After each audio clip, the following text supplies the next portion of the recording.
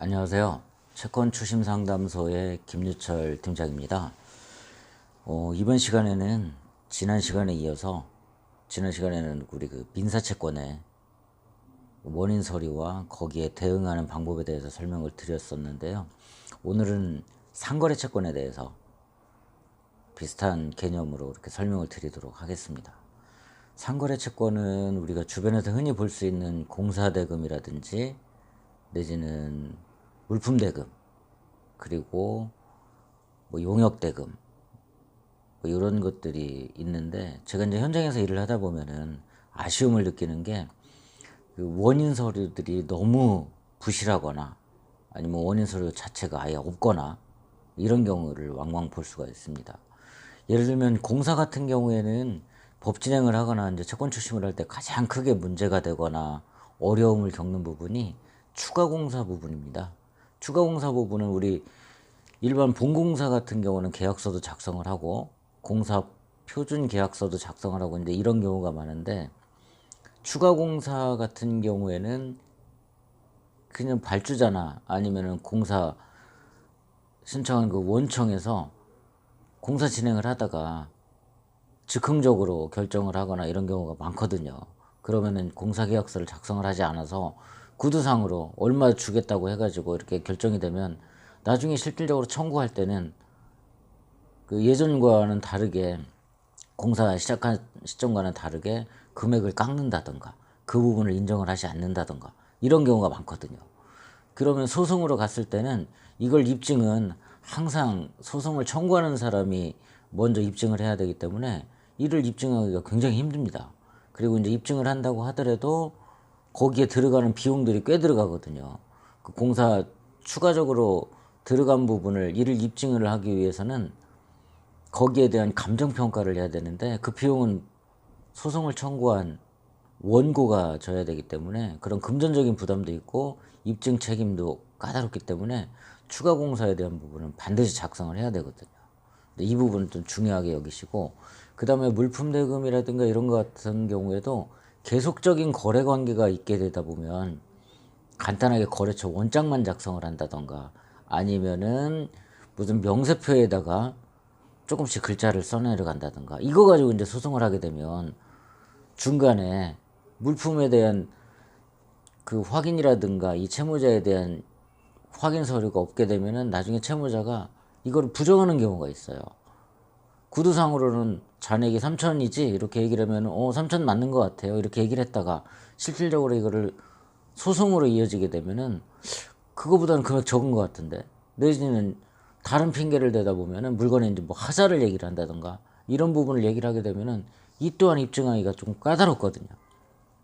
그래서 이렇게 계속적인 거래 관계가 있을 경우에는 중간중간 상대방으로부터 사인을 받는 게 중요합니다. 매일 물론 받을 수는 없으니까 뭐 한 달 단위로 받는다든가 두 달 단위로 받는다든가 해서 금액 정산을 좀 해보자.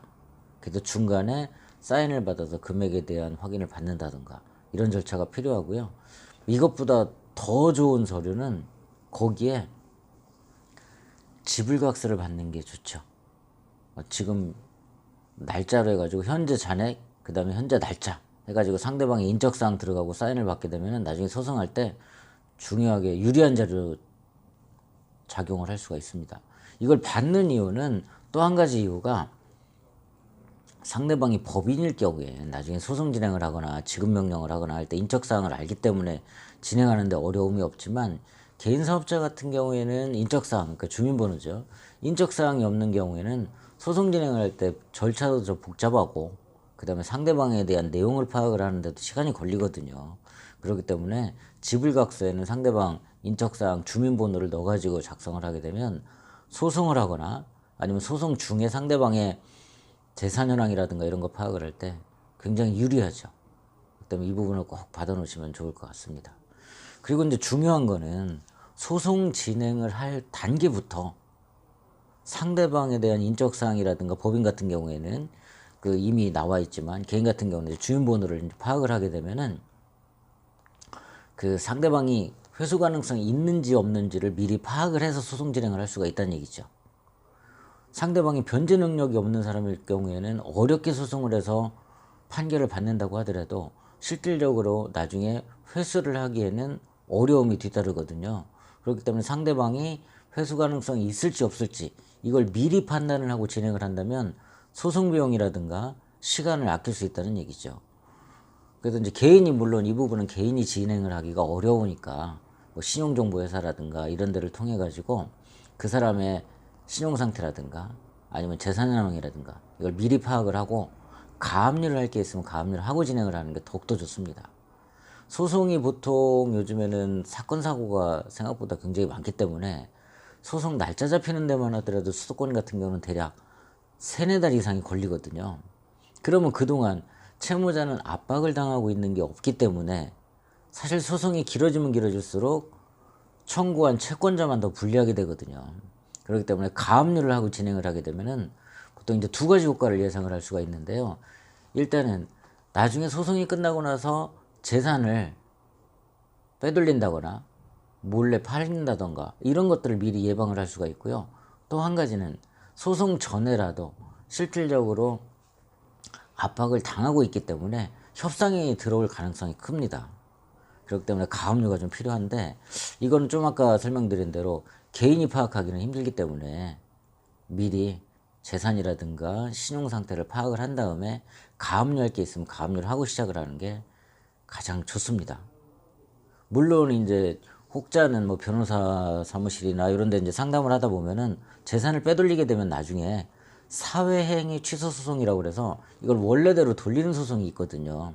이걸 통해서 재산을 원래 상태로 돌릴 수도 있긴 하지만 이 또한 굉장히 시간도 많이 걸리고 그 입증 책임도 원고한테 있기 때문에 이거를 나중에는 되돌리기가 상당히 어렵습니다. 법적으로는 가능하지만 실무적으로는 굉장히 어렵거든요.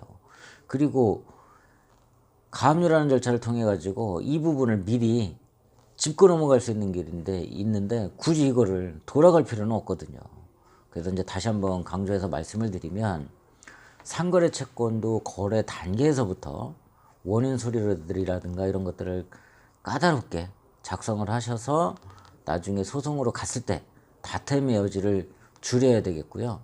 또 한 가지는 소송 진행하기 전에 상대방의 신용 상태라든가 재산 현황을 파악을 해서 여기에 대한 적절한 가압류라든가 이런 보전 조치를 진행을 하고 하면은 채권 회수를 하거나 미수금을 해결하는데 큰 도움이 될 겁니다. 이 부분을 잘 유의를 하셔서 거래할 때 염두를 해두시면 좋을 것 같습니다. 오늘은 상거래에 대한 그 원인 서류와 이에 대한 적절한 대응 방법을 설명을 드렸고요. 이제 다음 시간에는 그 구체적으로 소송 진행을 하게 되면서 겪게 되는 어려움이라든가 이 해결 방안을 다시 한번 또 말씀을 드리도록 하겠습니다. 다음 시간에는 사례들을 한번 예로 해가지고 설명드리도록 하겠습니다. 감사합니다. 김 팀장이었습니다.